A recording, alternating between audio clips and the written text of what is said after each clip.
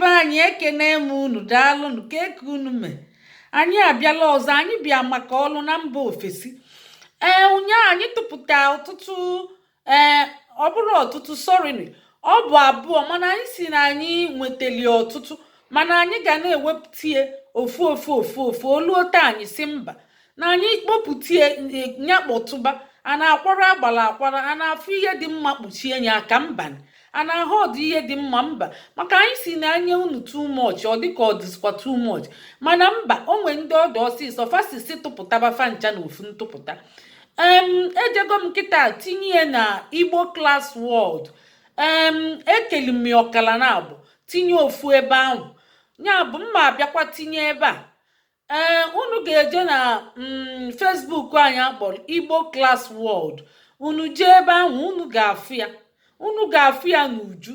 So abụọ ka m tinyere ebe a, mana etinyezu m ihe lu ise ka asaa n'Igbo Class World. Ọ bụ ọlụ na mba ofesi, ịnọ na mba anyị, ịnọ na mba United Kingdom, ị na-achọ sponsorship, afa company dị na ya, webụsaịtị fa direct dị na ya, telefon nọmba fa dị na ya, ịma akpọ ịma ekwu.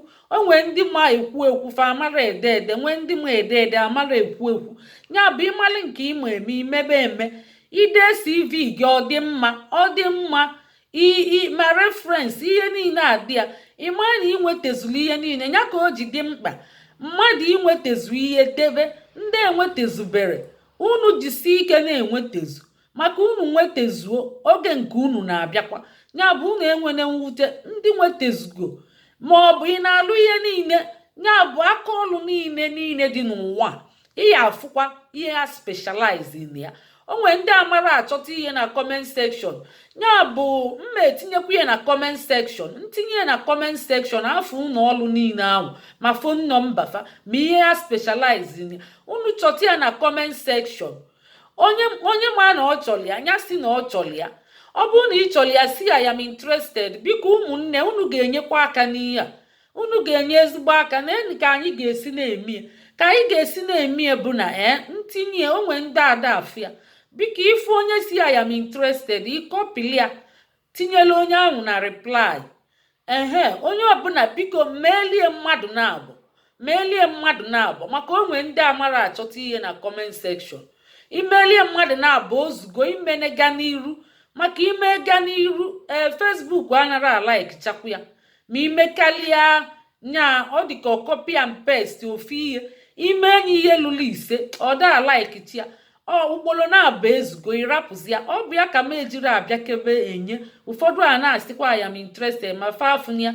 Ihe mere bụ na ọ dịka m eweta tutorial ka esi achọta ihe na ime kọmentị tinyelu unu, ka ndị amara ya si ebe ahụ mụta ya, ka fa nwee ike na-achọtanwu ihe na comment section.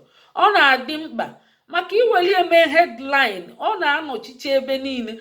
Etinyela unu ihe na comment section, ihe unu ga-eme bụ ịgụcha anya onwe ebe ọ na-ede see more ma ọ bụ read more, iklik enyi ihe afụkwa ihe nyapụ ebe ahụ. Ọ dị too much na mgbada ya, mana ụfọdụ na-abịa gụlụsa elu ma fafụ na see more ahụ. Klik enye ihe afụkwa ọtụtụ ihe na anị ya.